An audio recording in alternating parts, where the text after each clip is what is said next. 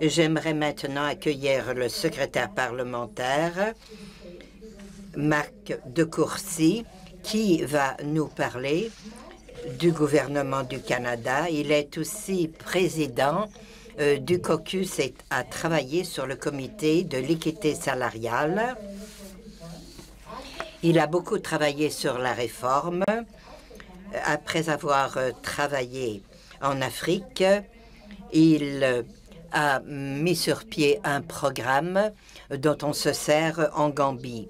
Il est ex-coordonnateur de la Commission canadienne de l'UNESCO. Marc de Courcy.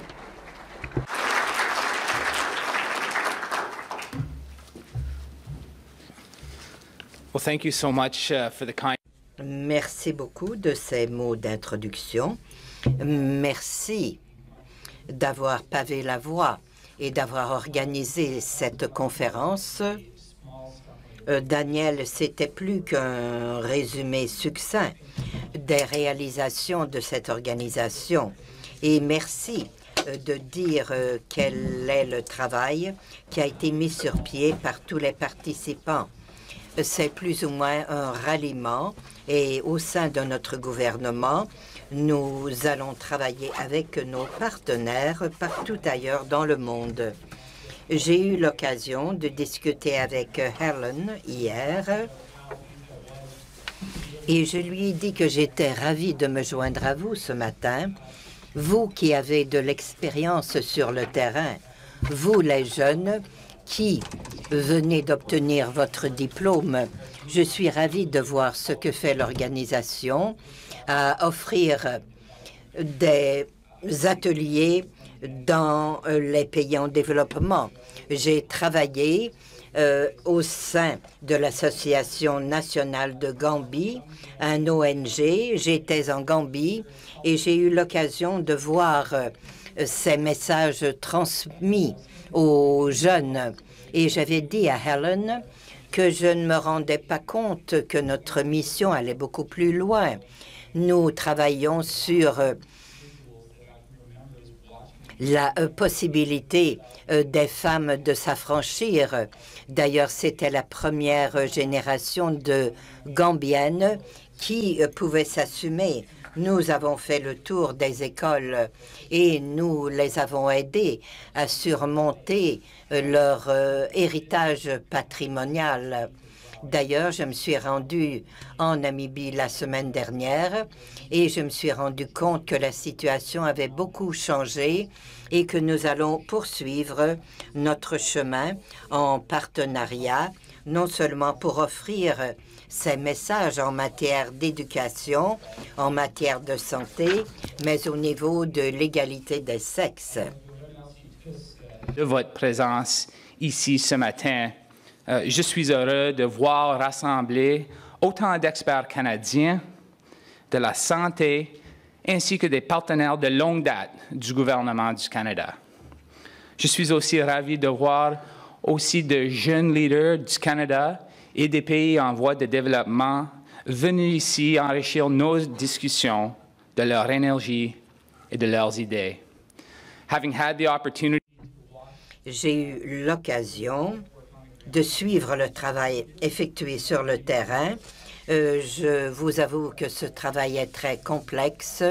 Quelquefois, on a l'impression de faire un pas en avant et deux pas en arrière. Cependant, nous avons besoin de redoubler d'efforts pour pouvoir collaborer. Nous savons que ces objectifs peuvent ébranler les fondements d'une société, de cette tradition, de cette dynamique. Il nous faut du temps et de la détermination. Quelle est la clé pour obtenir la clé du progrès? Nous savons que c'est une tâche très complexe.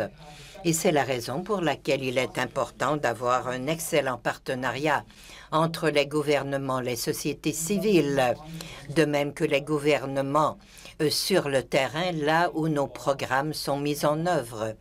Donc, je remercie tous ceux qui ont participé à ce forum de discussion. Vos discussions qui se prolongeront demain pourront nous permettre d'atteindre ces objectifs en matière de développement durable. Nous allons améliorer la santé et l'alimentation mondiale en mettant l'accent sur les femmes et les enfants qui très souvent sont les plus marginalisés et les plus difficiles à atteindre. Le Canada apprécie le leadership de notre société et nous voulons aider ces derniers à faire progresser une santé en matière de reproduction saine. Et en tant que partenaire, nous sommes ravis de ce que nous avons accompli ensemble. La conférence de l'année dernière sur l'adolescence n'avait pas touché mot des problèmes de santé infantile dans le monde entier. Nous voulons rehausser le travail effectué dans plusieurs secteurs, principalement à Haïti. Récemment, CanWatch a beaucoup aidé à mettre sur pied un réseau pour les ONG, de même qu'une carte interactive dans le but de progresser en la matière dans ces régions. Ces outils innovateurs feront en sorte que notre travail sera beaucoup plus synchronisé, et ce pour satisfaire aux besoins de nos clients. Sur la santé des femmes et des enfants et sur le renforcement du pouvoir des femmes et des filles. Pour le Canada, le moyen le plus efficace de réduire la pauvreté est d'éliminer les obstacles à l'égalité des genres. Nous avons donc lancé la politique d'aide internationale féministe du Canada en juin dernier avec la ferme conviction qu'en créant des meilleures possibilités économiques et sociales pour les femmes et les filles, on bâtit un monde plus pacifique, plus inclusif et plus prospère pour tous. Et, pour le Canada, la santé sexuelle et reproductive est à la base du pouvoir des femmes et des filles. C'est un droit fondamental, un droit essentiel à l'exercice de tous leurs autres droits et à la lutte contre la pauvreté. Nous avons donc alloué une enveloppe de 650 millions de dollars à la santé sexuelle et reproductive et plusieurs projets ont été annoncés depuis. Et, tel que dit plus tôt, nous avons lancé l'appel de proposition Partenariat pour savoir son choix en vigueur jusqu'au 1er mai prochain. Le Canada veut que chaque femme et chaque fille ait accès à des services de planification familiale et de contraception et des services complets d'éducation sexuelle. Nous voulons soutenir leur droit de choisir un avortement sûr et légal. Nous voulons aussi prévenir la violence sexuelle et basée sur le genre, y compris les mariages précoces et forcés, et mettre un terme à la mutilation génitale féminine. Simplement, il le faut. Because today, there are still Parce qu'aujourd'hui, il y a toujours 214 000 femmes dans le monde qui n'ont pas accès à la contraception. À chaque année, 3 millions de femmes entre 15 et 19 ans se font avorter ou s'avortent elles-mêmes.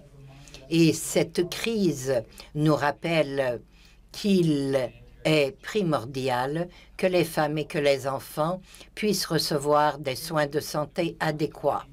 En fait, nous avons encore beaucoup à faire et les changements que nous apporterons nécessiteront de notre part beaucoup de temps, mais nous savons que nos partenaires nous aideront à atteindre ces objectifs.